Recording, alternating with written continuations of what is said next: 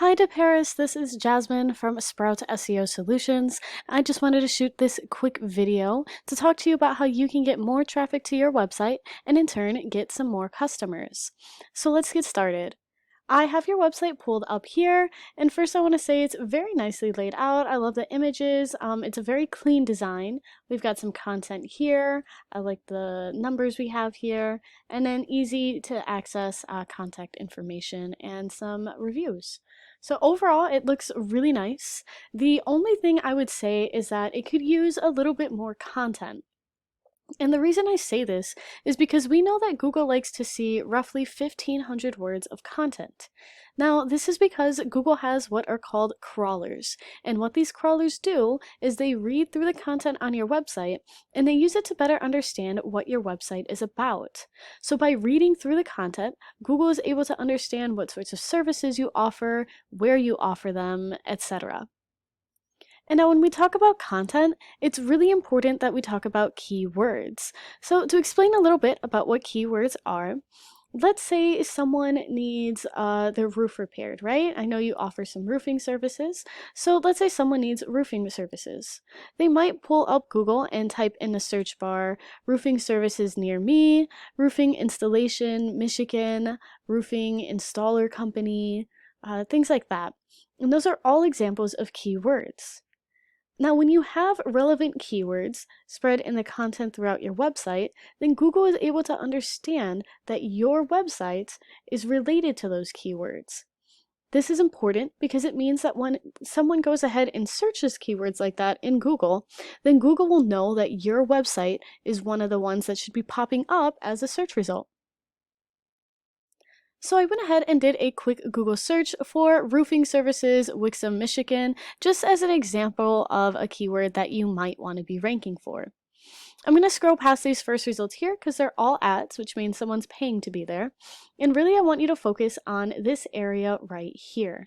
Now, this is called the Google Map Pack, and this is a really, really good place for your business to be.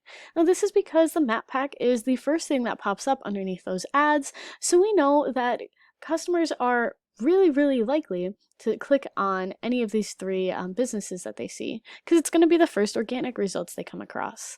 And we know that more clicks to your website means more potential customers. So I want to give you a few quick tips and tricks to get your business into the Google Map Pack and to keep it here. The first thing is just making sure that you have a Google My Business profile, which is what these are. And you're going to want to make sure you fill it out appropriately. Now, what I mean by this is just making sure that the About Us/Bio section has roughly 750 words, ideally including some of those keywords that we were just talking about, and also making sure that you have good quality pictures and that you're posting. Second, you're going to want to make sure that you get good reviews. The more good reviews that you have, the more Google starts to trust your business, and the more likely it is to show your business as a result to people searching. Now, one quick little tip. While most people know that good reviews are good to have, they don't realize that responding to those reviews is equally as important in determining your ranking in this little area. So you're going to want to make sure that you respond to any reviews that you get. Finally, it's important to make sure you have lots of citations. Now, citations are just anywhere out on the wild web where your business information is listed. So think your business name, location, phone number, things like that. And these are really going to be found in online directories. So think websites like Yellow Pages, Angie's List, etc. Those are all great examples of different citations that you can get for your business. Now, scrolling past the Google Map Pack, we finally hit what's called the organic search results. We're going to ignore this top one here because that is Angie's List, that's just a directory, and we're going to look at this second result. So Spencer Roofing is going to be the first company that pops up underneath that map pack, so we're going to consider them your top competitor, at least for this roofing services keyword. So I went ahead and pulled up their website, and I do want to note that the page that's ranking isn't even Spencer Roofing's homepage. It's specifically the Roof Repair Wixom, Michigan page. All right. So as we scroll through, we can see they've got a good amount of content on here, spread out with some pictures, and we have some reviews. So all of this content is really signaling to Google what this page is about, and this content is the reason that Google thinks that this page should be showing up in the results.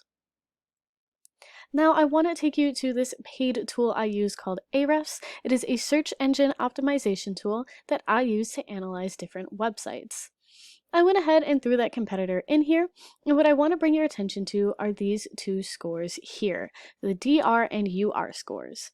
Now, DR is just an indicator of how strong Google thinks a website is, and UR is an indicator of how trustworthy Google thinks a website is.